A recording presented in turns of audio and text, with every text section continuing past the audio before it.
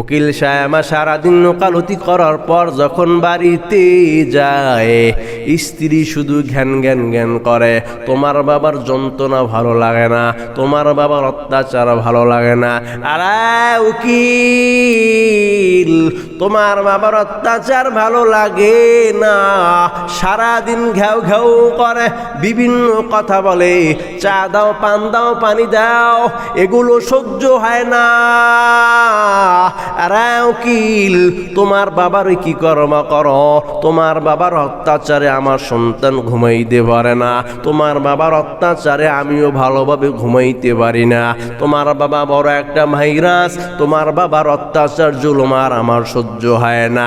তুমি কি বাবাকে চাও না কি আমারে চাও? একটা ফয়সালা করো, তোমার বাবার সঙ্গে আমি থাকতে রাজি নাই।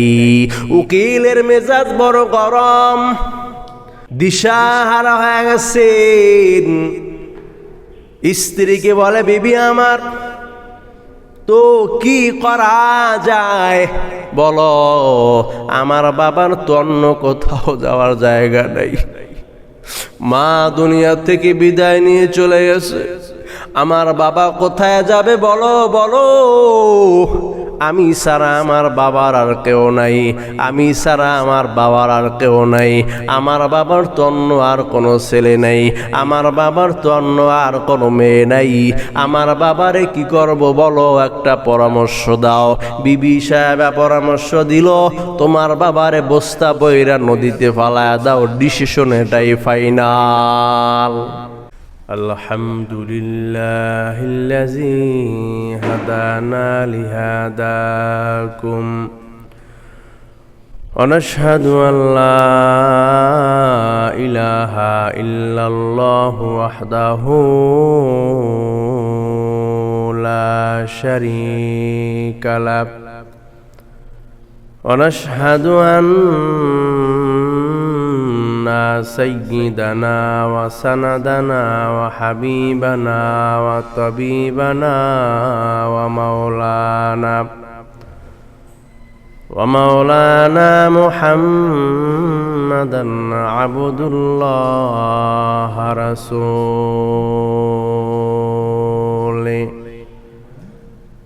أرسله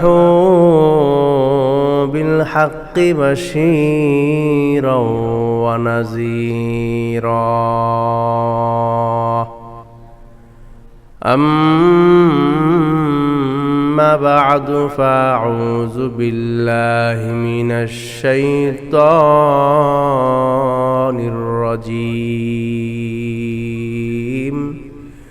بسم الله الرحمن الرحيم وقضى ربك ألا تعبدوا إلا إياه وبالوالدين إحسانا وقال النبي صلى الله عليه وسلم الجنة تحت أقدام الأمهات صدق الله المولانا العظيم وصدق رسوله النبي الكريم ونحن على ذلك من الشاهدين والشاكرين والذاكرين والحمد لله رب العالمين بلغ العلا بكماله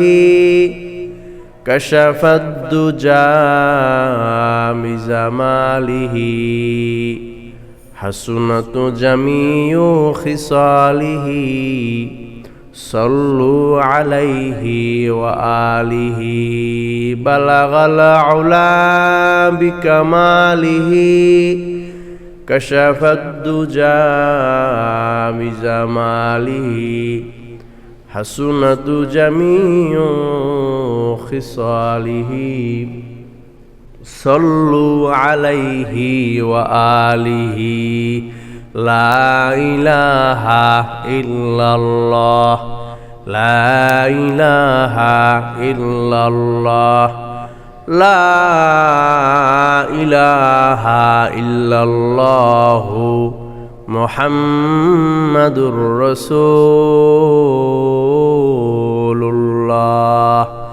সাল্লাল্লাহু আলাইহি ওয়াসাল্লাম। সুবহানাকা লা ইলমা লানা ইল্লা মা আল্লামতানা ইন্নাকা আনতাল আলিমুল হাকীম। রব্বিশরাহ লি সাদরি ওয়া ইয়াসসির লি আমরি ওয়াহলুল উকদাতাম মিন লিসানি ইয়াফকাহু কওলি।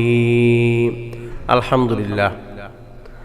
বারেকপুর যুব সমাজের উদ্যোগে আয়োজিত আজকের এই মহতী জলসার সম্মানিত সভাপতি মুআজ্জাজ মুকাররম জাতির রাহবার হযরত উলামায়ে কেরাম, দূর দূর থেকে আগত আল্লাহ পাকের জাকিরিন শাকিরিন মুহিব্বিন মুরাব্বিয়ানে আযম, কলিজার টুকরা সমাবয়সী যুবক বন্ধু, স্নেহের ছোট ভাই, পর্দারত অবস্থান করিতেছেন সম্মানিত মা বোনেরা, আল্লাহ পাকের দরবারে হাজারো লাখ কোটি গুণে শুকর ও সুজুদ, যে আল্লাহ আমাদেরকে অত্যন্ত মহব্বত করে, ভালোবেসে, দয়া করে, মায়া করে, এহসানের নজরে আল্লাহ পাক দামি মজমা, উলামায়ে কেরামের মজমা, গুনাহ মাফের মজমা, আল্লাহ পাক 10 মায়ের 10 সন্তানকে এই মোবারক প্যান্ডেলে আসার বসার, কোরআন ও সুন্নাহ থেকে কিছু কথা বলার শোনার তৌফিক আল্লাহ আমাদেরকে দান করেছেন।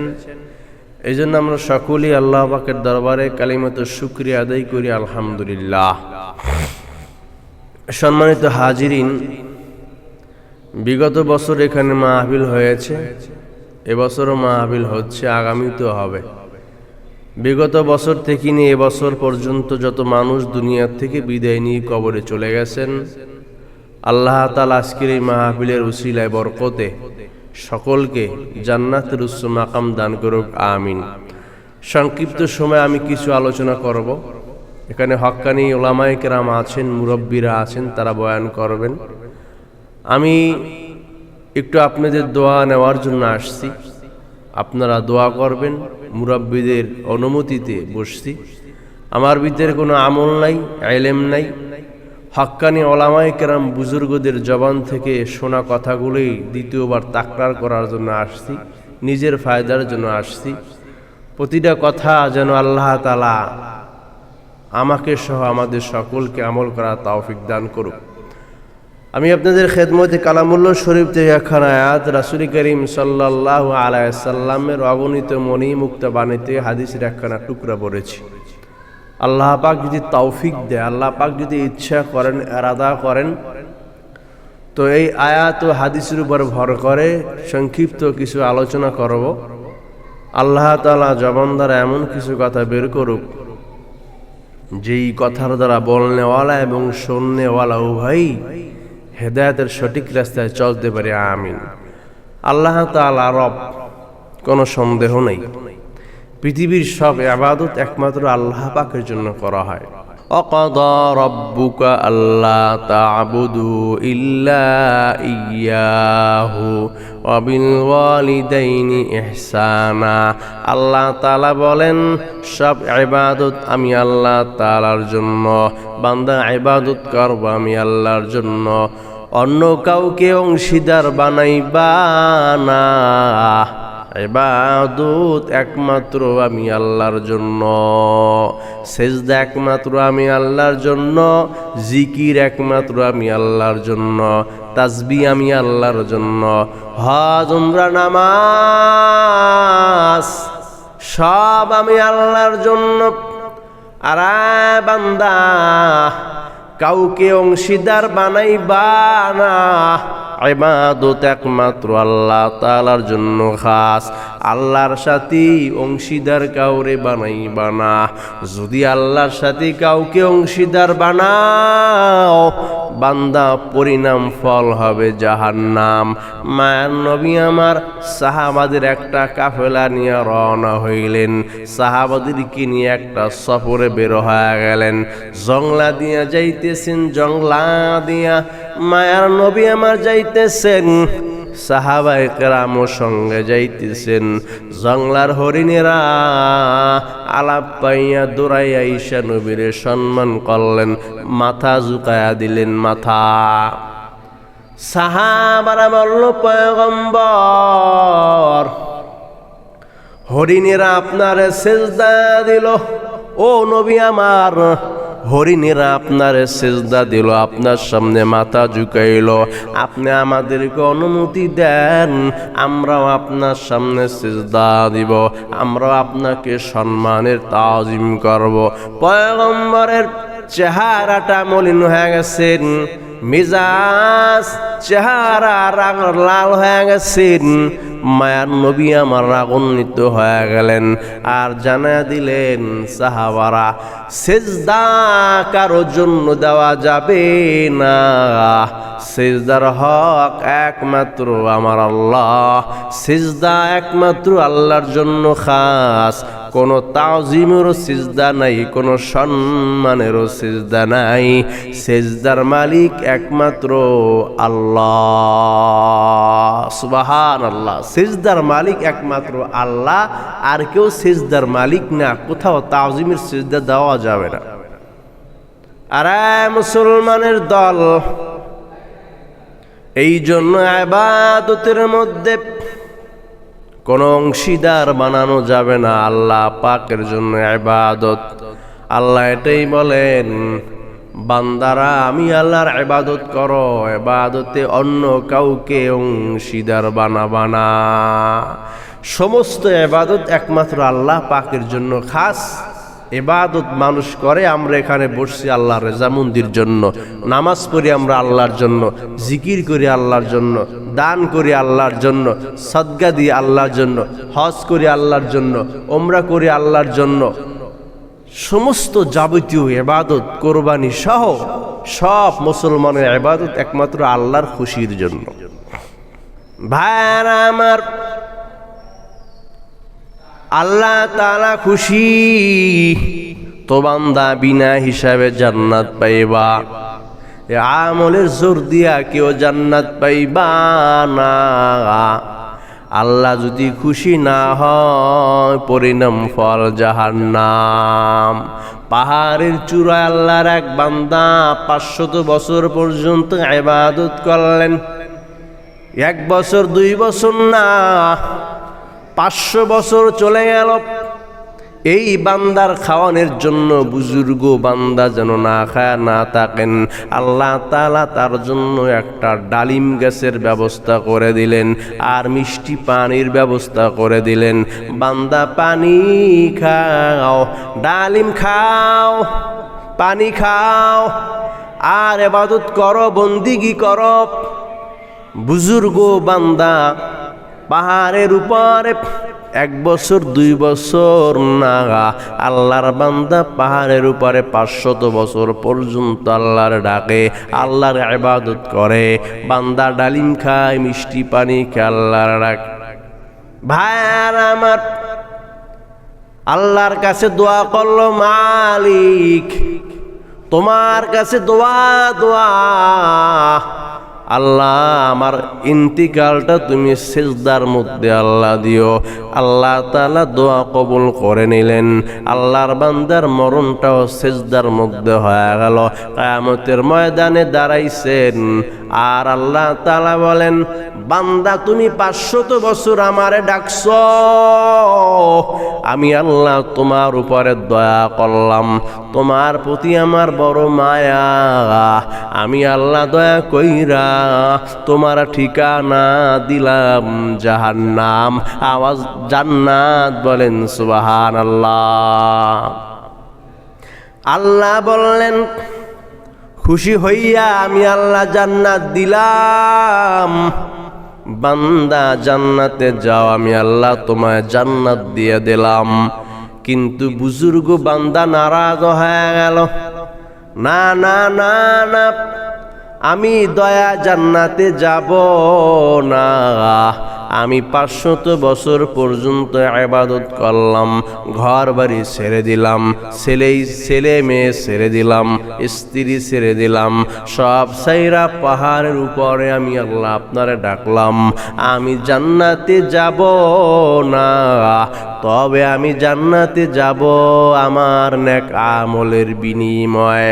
আল্লাহ তাআলা বলল, ফেরেশতারা যাও, আই বান্দার একটু জাহান্নামের দিকে নিয়ে যাও।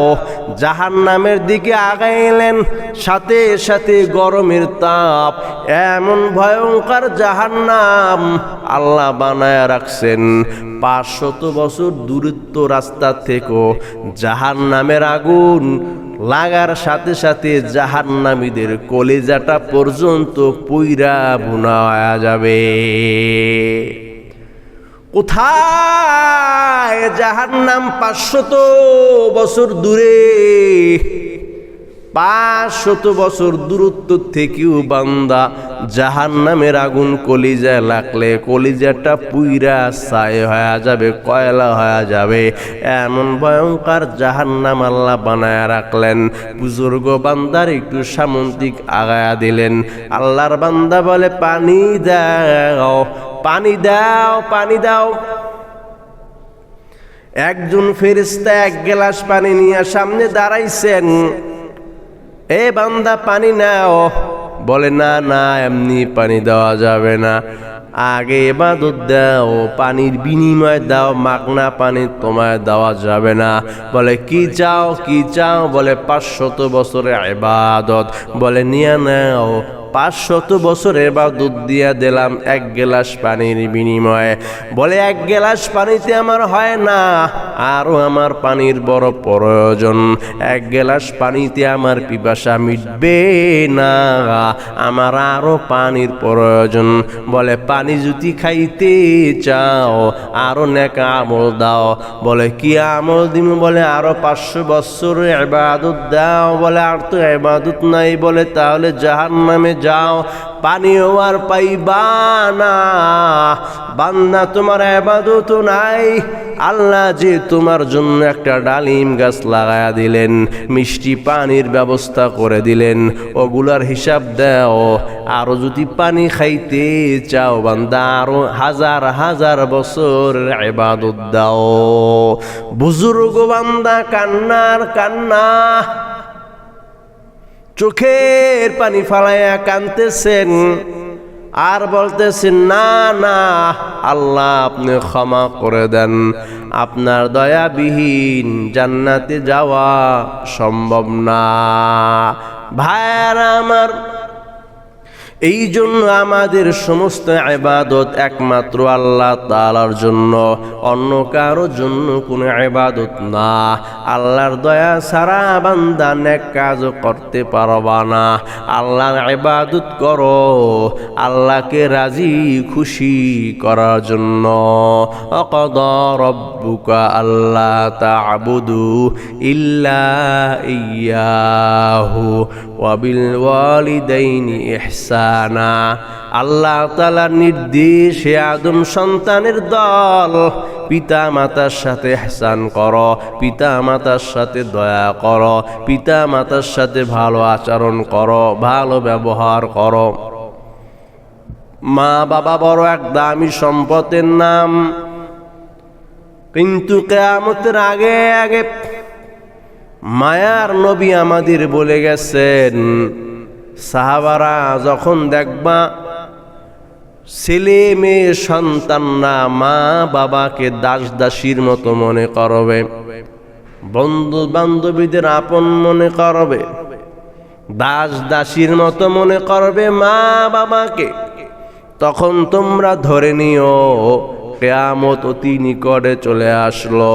কিয়ামতের আর বাকি নাই, কিয়ামতের সময় ঘন হয়ে গেছে, যেটা বর্তমানে চলতেছে। এখন মা বাবাকে মনে করি আমরা এটা আযাব, পিতা মাতাকে এখন আমরা আযাব মনে করি, পিতা মাতাকে অসম্মান করি, শ্রদ্ধা করি না, ভক্তি করি না, পিতা মাতাকে আমরা কষ্ট দিই, আজাব গজব মনে করি, তাদের বিরুদ্ধাচারণ করি। বন্ধু বান্ধবকে মানুষ আপন মনে করে, মা বাবাকে আপন মনে করে না। মা বাবাকে মনে করে দুশ্মন, বোঝা মনে করে, বোঝা। অথচ এই পিতা মাতা হল দামি সৃষ্ট একটা নিয়ামত। মায়ান নবী বলেন, প্রত্যেকটা মানুষের জন্য আসমানে 2টা দরওয়াজা আছে। কয়টা? 2টা দরওয়াজা আছে সব মানুষের জন্য। আসমানে 2টা দরওয়াজা আছেন, দামি দরওয়াজা। যেই 2টা দরওয়াজা দিয়া বান্দার দোয়া আল্লাহর দরবারে পৌঁছায়। একটা দরওয়াজা দিয়া মায়ের দোয়া আল্লাহর দরবারে পৌঁছায়, আর একটা দরওয়াজা দিয়া বাবার দোয়া আল্লাহর দরবারে পৌঁছায়। যার মা নাই একটা দরওয়াজা বন্ধ, যার বাবা নাই আরো একটা দরওয়াজা বন্ধ। যার মাও নাই বাবাও নাই, তার দোনোটা দরওয়াজা বন্ধ। যার মা নাই বাবাও নাই, তো দুনো দরওয়াজা বন্ধ হয়ে গেছে। যার মা নাই বাবা নাই, দুনো দরজা বন্ধ। এই জন্য পিতা মাতার সাথে ইহসান করো, আল্লাহ কোরআনে নির্দেশ দিয়েছে। কোরআনে আল্লাহ হুকুম করেছেন পিতা মাতার সাথে ইহসান করা। কোরআনে আল্লাহ হুকুম করেছেন পিতা মাতার সাথে সৎ ব্যবহার করা, ভালো আচরণ করা। মা বাবার সাথে খারাপ আচরণ করবা না, চোখ গরম করবা না, উচ্চ আওয়াজে কথা বলবা না। ভাইরা আমার, মা বাবার সামনে এমন হও যেমন করে মৃত্যু মানুষ হয়। মৃত্যু মানুষকে ডাইনি লড়ায় কথা বলে না, বামে লড়ায় কথা বলে না, চিৎ কইরা শোয়াইলো কথা বলে না, ঠান্ডা পানি দিল কথা বলে না, গরম পানি দিল কথা বলে না, শব্দ করে না। সন্তান মা বাবার সামনে এমন হও মৃত্যু মানুষের মতো হইয়া যাও। মা বাবার সাথে ইহসান করো, জোরে আওয়াজ দিয়ে কথা বলবা না, চুপচাপ থাকবা, পিতা মাতার সাথে ইহসান করবা। মা বাবার ঋণ কোনোদিন বান্দা শোধ করতে পারবা না। মা বাবার দোয়া নিয়ে তুমি সামন দিকে আগাও। মা বাবার দোয়া যার নসিবে নাই, তার মতো কপাল পোড়াও দুনিয়াতে নাই। মায়ের দোয়া বড় দামি এক সম্পদ।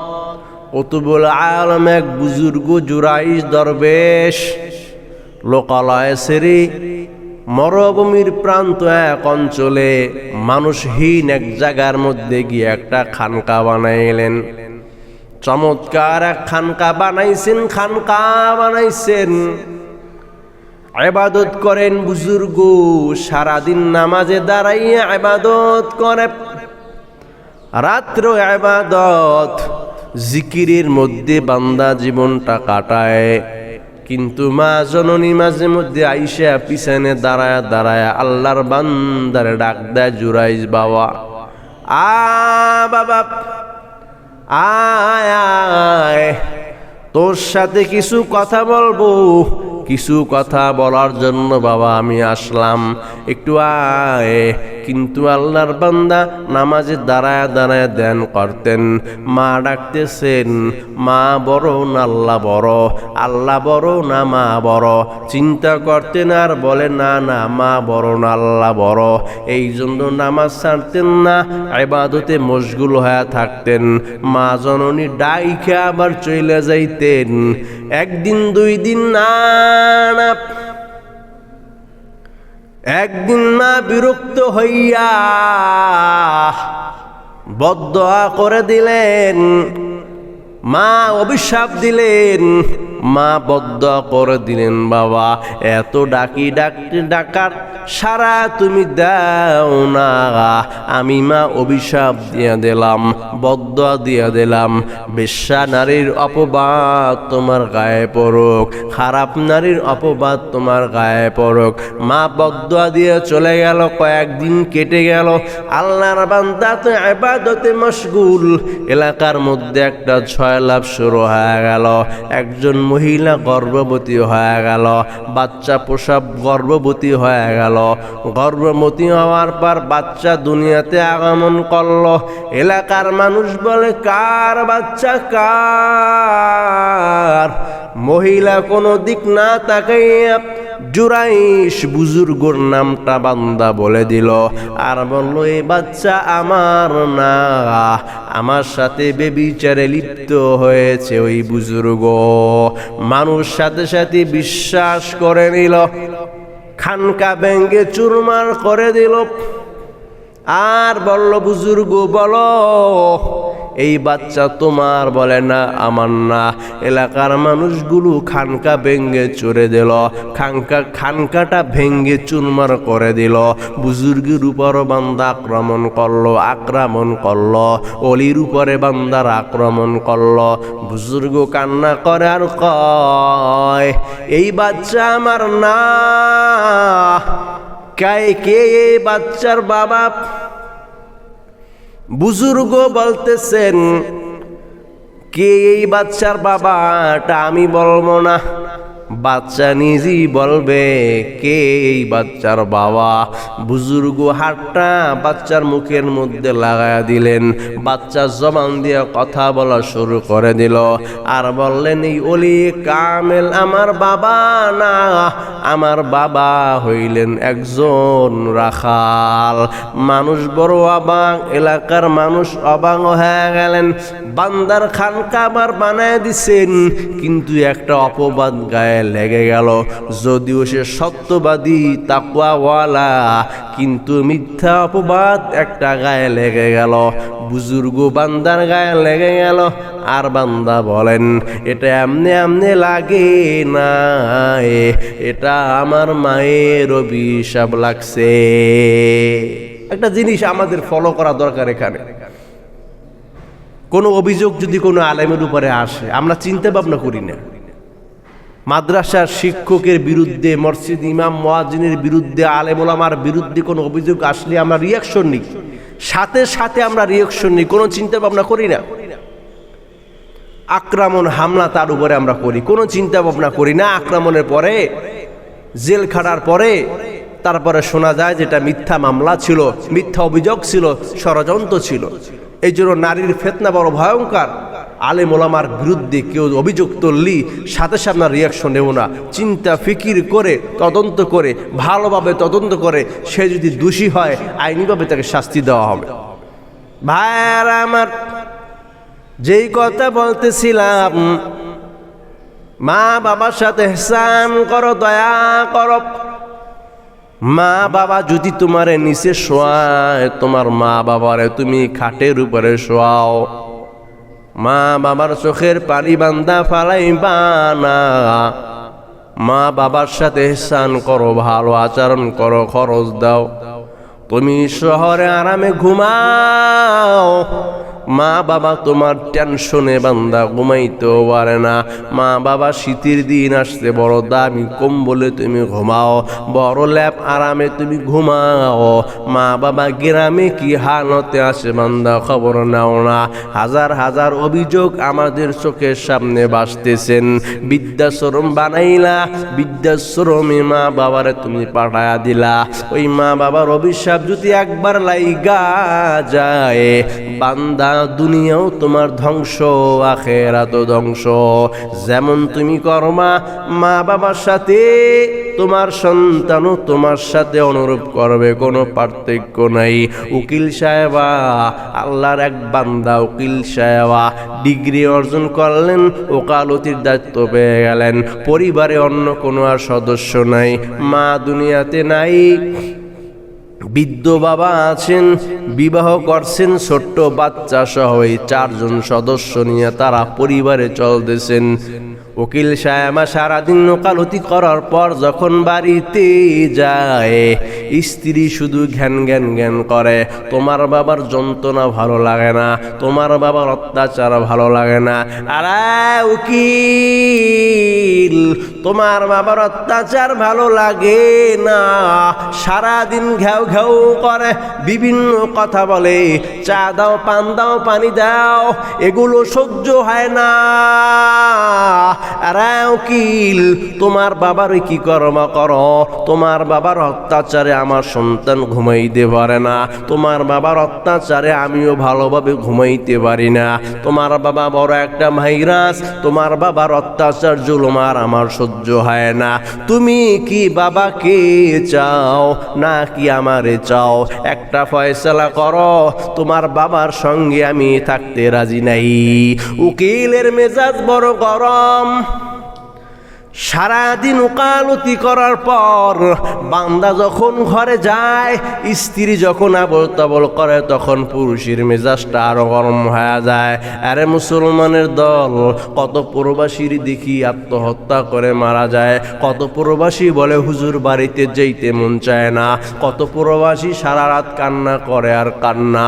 এরা সারাদিন কত কষ্ট করেন, মাথার গাম পায়ে ফালাইয়া পরিশ্রম করেন এর দেশের মানুষকে খুশি রাখার জন্য, স্ত্রীকে খুশি রাখার জন্য, মা বাবারে খুশি রাখার জন্য।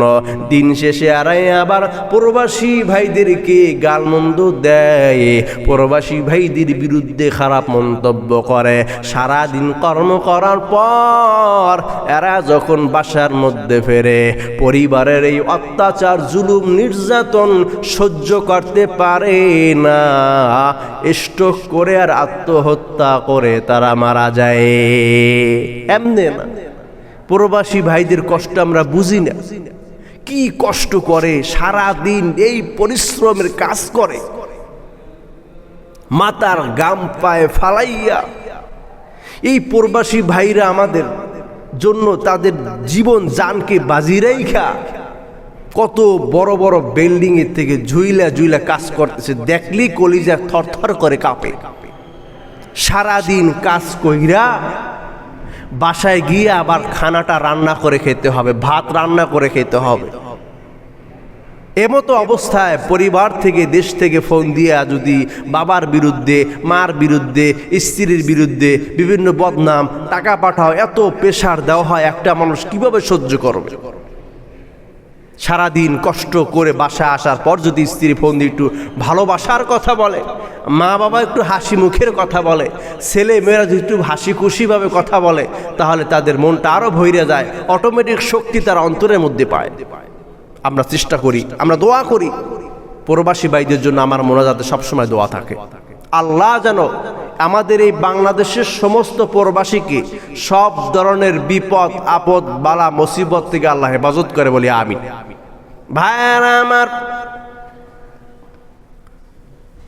আল্লাহর বান্দা উকিল কোথায় যাবে কোনো দিক নির্দেশনা পায় না।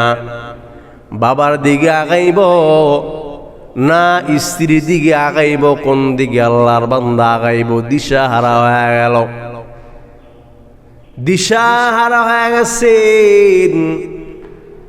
স্ত্রীকে বলে, বিবি আমার, তো কি করা যায় বলো? আমার বাবার তো অন্য কোথাও যাওয়ার জায়গা নাই, মা দুনিয়া থেকে বিদায় নিয়ে চলে গেছে, আমার বাবা কোথায় যাবে বলো বলো? আমি ছাড়া আমার বাবার আর কেউ নাই, আমি ছাড়া আমার বাবার আর কেউ নাই, আমার বাবার তো অন্য আর কোনো ছেলে নাই, আমার বাবার তো অন্য আর কোনো মেয়ে নাই, আমার বাবারে কি করব বলো, একটা পরামর্শ দাও। বিবি সাহেব পরামর্শ দিল, তোমার বাবারে বস্তা বইরা নদীতে ফালায়া দাও, ডিসিশন এটাই ফাইনাল। আহা, আজকে আমাদের সমাজে নারীরা শ্বশুর শাশুড়িকে মনে করে গজব। আমাদের বর্তমান সমাজের অধিকাংশ নারীরা শ্বশুর শাশুড়িকে আযাব মনে করে, গজব মনে করে। আযাব গজব মনে করে আমাদের দেশের অধিকাংশ শ্বশুর শাশুড়িকে পুত্রবধূরা মনে করে। এর একটা কারণ হলো ধর্ম শিক্ষার অভাব। এই যুবক, বিবাহ করার আগে ধার্মিকতা বেশি খুঁজবা। মেয়ে দিনদার কি না, তার পরিবার কেমন, তা মা কেমন, বাপ কেমন, পরিবার যদি ধার্মিক হয় এই মেয়ের দ্বারা শ্বশুর শাশুড়ির খেদমত বড় দামি একটা ইবাদত। আজকে এটা আযাব মনে করতেছে মানুষ, কারণ ধর্মীয় শিক্ষার বড় অভাব। যেই নারীর ভিতরে ধর্মীয় জ্ঞান নাই সে নারীর মধ্যেই পড়ে না। এই জন্য আমরা এদিকে খেয়াল রাখবো। আজকে যত সংসারের মধ্যে অশান্তিটা হলো বেশিরভাগ কম জ্ঞান এবং ধর্মহীন নারীদের কারণে।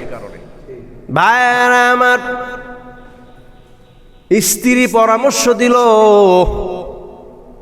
বাবার এই বস্তায় বইরা নদীতে ফালায়া দাও, তোমার বাবার দরকার নাই।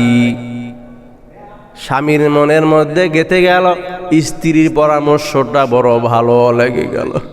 জন্মদাতারে বাবার এই বস্তায় বইরা ফালায়া দিব, বস্তা আনো। বাবাকে অনুমতি নিল, বাবা চলো তোমায় নিয়ে এক জায়গায় যাব। কাঁধে নেওয়া যায় না, বস্তার মধ্যে ভৈরা তোমায় নিয়ে রওনা হব। বাবায় বলে মুস্কি মুস্কি, বাবায় হাসে, সন্তান তুমি কি করবা এটা আমি বাবা আঁকতে কি বড় জানি। বাবারে বস্তায় বললেন, মাথায় কইরা নিয়ে বাবার নিয়ে রওনা। বিশাল দূর পর্যন্ত যেতে হবে, বিশাল বড় জমি খাত বাড়াইয়া দুইটা নদী পড়ব, ডানে একটা নদী বামে একটা নদী। আল্লাহর বান্দা নিয়ে যাইতেছেন, পথিমধ্যে বাবা ডাক দিয়ে বলতেছেন যে সন্তান, আরে আব্দুর রহমান, বাবা একটু নামাও নামাও, তোমার সাথে আমি একটু কথা বলবো, তোমার সাথে একটু কথা বলতে মন চাইল। সন্তান নামায়া দিল। নামানোর পর বাবার কাঁধের মধ্যে ছিল একটা গামছা, বাবারে কাঁধে কইরা নিতেছি। সন্তান ঘামায়া গেল, বাবার গামছা দিয়া সন্তানের গামটা মুছাইয়া দিতেছেন, মুছাইয়া আর বলতেছেন যে বাবা শোন, ডাইনে একটা নদী বামে আর একটা নদী, আমি বুঝছি বস্তায় বইরা তুমি আমারে নদীতে ভালাইবা। ডানে একটা নদী, বামে কিন্তু আর একটা নদী, ডাইনের নদীতে আমারে ফালাইবা না, বামের নদীতে আমারে ফালাইবা। বাবার কথা শুই না ছেলের মনের মধ্যে কৌতূহল জাগলো, বাবাই কেন এই কথা বলল, ডাইনের নদীতে ফালাবা না বামের নদীতে কেন ফালাইবা, এ কথা বাবাই কেন বলল। সন্তান প্রশ্ন করল, আরে বাবা বলেন ডাইনের নদীতে কেন আপনারে ফালাবো না? বাবা বলতেছেন যে বাবা আজকে যে ঘটনা আমার সাথে ঘটতেছি, আজ থেকে 30 বছর আগেও এই ঘটনা তোমার দাদার সাথে ঘটছে। আজ থেকে 30 বছর আগে আমি তোমার দাদারে বস্তায় বইরা ডানের নদীতে ফালা দিলাম, আর তুমিও ছিলা ছোট, তোমার মায়ের পরামর্শ আমি নিয়ে নিলাম, তোমার মায়ের পরামর্শ আমি আমার বাবারে নদীতে ফালায়া দিলাম। অতএব তুমি তোমার বিবির পরামর্শে আমারে আজ নদীতে ফালায়া নিবা, কোনো অসুবিধা নাই। ডানের নদীতে ফালাইবা না, বাবার কাছে গিয়ে আমি কি জবাব দেব? তুমি আমারে বামের নদীতে ফালাইও, আর সুন্দর নতুন একটা নদী বানায় রাখো। যেই ছেলের জন্য আজ তুমি আমারে নদীতে ফালাইছ, ওই ছেলেও একদিন তোমার নদীতে ফালাইবে। মা বাবার সাথে যেমন আচরণ তুমি করবা ওটাই পাবা। এই জন্য পিতা মাতা দামি সম্পদ। বৃদ্ধাশ্রম তো মা বাবার জন্য না, মা বাবা তো বোঝা না, মা বাবা তো আপনজন, মা বাবা তো নেয়ামত, দামি এক নিয়ামত। এটাই আল্লাহ পাক বলছেন যে আল্লাহ রব, দুনিয়াতেও তোমাদের রব আছে, পিতা মাতাও তোমাদের রব। রব অর্থ লালন পালন করা, যে পিতা মাতাও তো তোমাদেরকে লালন পালন করেন, এটা হলো হুকুমি অর্থে রব। এই জন্য পিতা মাতার সাথে আমরা সৎ আচরণ, সৎ ব্যবহার করব, তাদের অসুখ বসুখ খরচপাতি আমরা বহন করব। এবং মা বোনরা যারা আমরা বয়ান শুনতেছি, শ্বশুর শাশুড়ি এটা নেয়ামত, শ্বশুর শাশুড়ির খেদমত করাও এটা দামি একটা ইবাদত। আল্লাহ আমাদের করা তৌফিক দান করুক, আমিন।